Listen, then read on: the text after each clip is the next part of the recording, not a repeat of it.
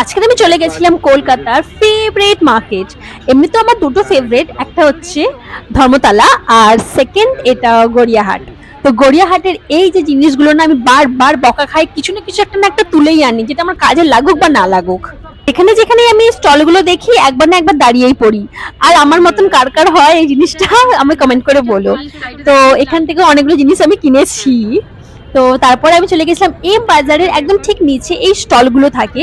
50 টাকা করে এই টপগুলো পাওয়া যাচ্ছিল, বেশ ভালোই আছে মোটামুটি। 50 টাকায় আর কি দেবে, পুরো ড্রেস দিচ্ছে।